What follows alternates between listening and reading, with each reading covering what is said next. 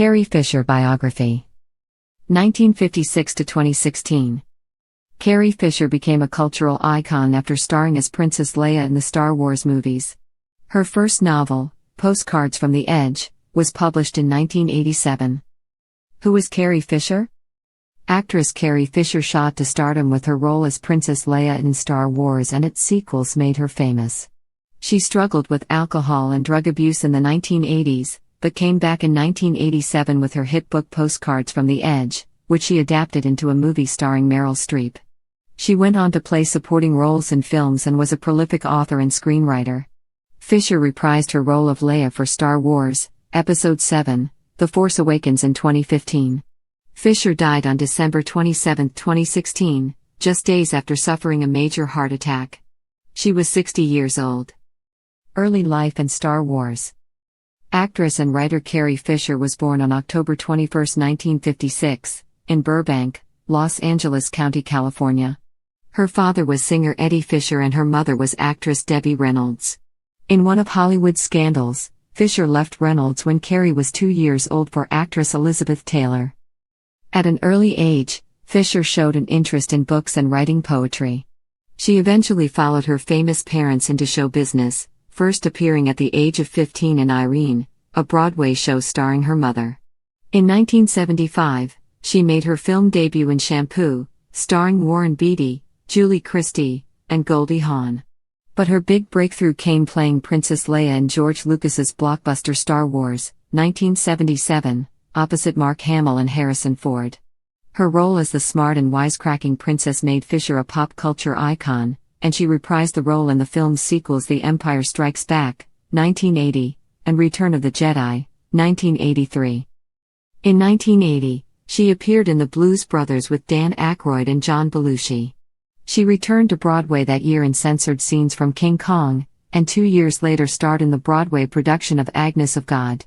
Around the early to mid-1980s, Fisher struggled with alcohol, drugs and depression while appearing in a series of largely forgettable films, including Under the Rainbow, 1981, and Hollywood Vice Squad, 1986. But as the decade drew to a close, Fisher again came into her own, both on and off screen. In 1987, she published her first novel, Postcards from the Edge, a successful semi-autobiographical tale of a show business mother and daughter. She later adapted the novel into a screenplay that was made into a 1990 film featuring Meryl Streep and Shirley MacLaine, directed by Mike Nichols. In-demand screenwriter and later acting career. Fisher also turned in a series of solid supporting roles in films such as Woody Allen's Hannah and Her Sisters, 1986, When Harry Met Sally, 1989, and Soapdish, 1991, in which she took a comic turn as a body casting director. She later landed her own interview show called Conversations from the Edge with Carrie Fisher, 2002 to 2003. Other television appearances included voicing the character of Angela on Family Guy, and making guest appearances on Sex and the City, Big Bang Theory, 30 Rock and Entourage. She also had a recurring role playing Rob's mother on the British sitcom Catastrophe, 2015.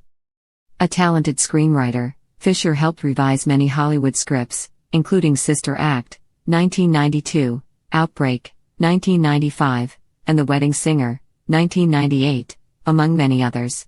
She has also mined her own life experiences to create such best-selling books as The Best Awful There Is, 2004, Wishful Drinking, 2009, and Shockaholic, 2012.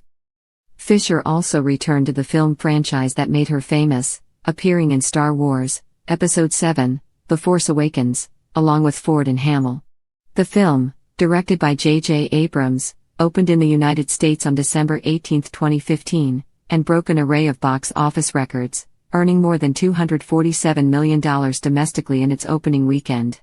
Fisher also completed filming the 8th episode of the Star Wars saga, The Last Jedi, which hit theaters in December 2017. In November 2016, she released The Princess Diarist, a memoir based on the diaries she wrote while filming the original Star Wars trilogy. In the book, Fisher reveals that she had an affair with co-star Ford in 1976 during the filming of the first movie.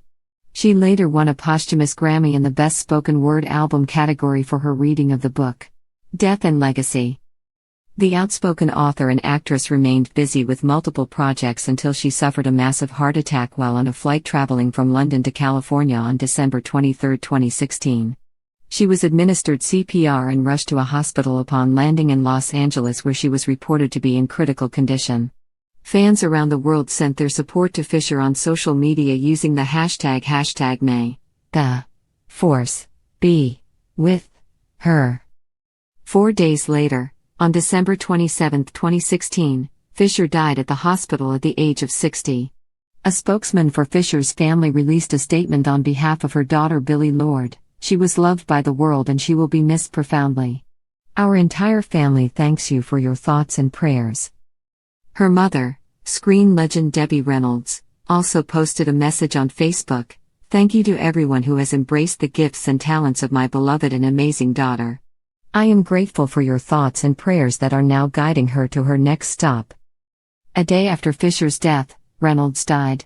Reynolds had been making funeral arrangements for Fisher with her son Todd Fisher and reportedly suffered a possible stroke.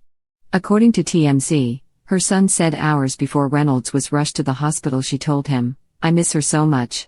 I want to be with Carrie." "She's now with Carrie and we're all heartbroken," Todd said from the hospital after Reynolds' death.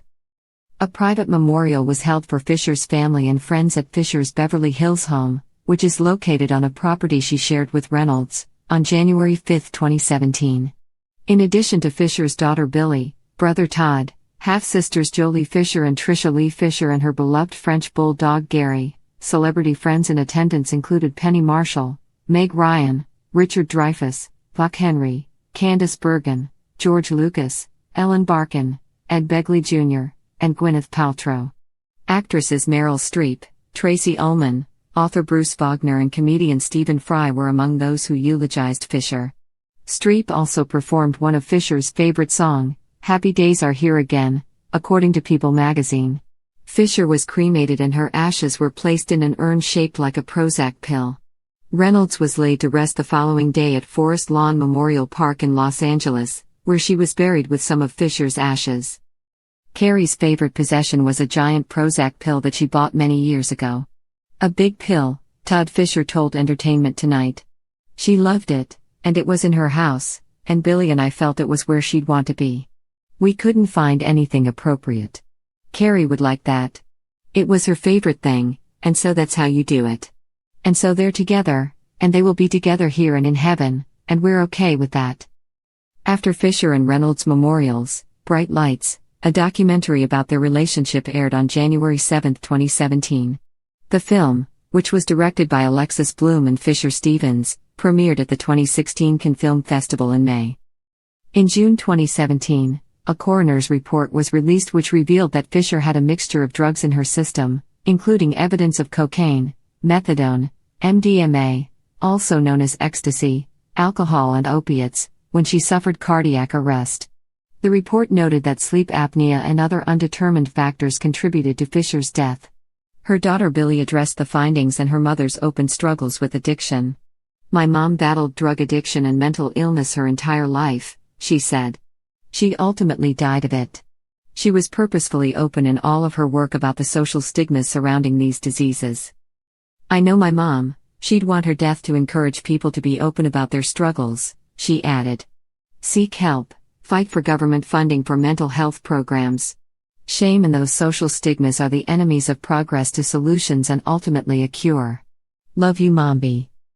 Personal life.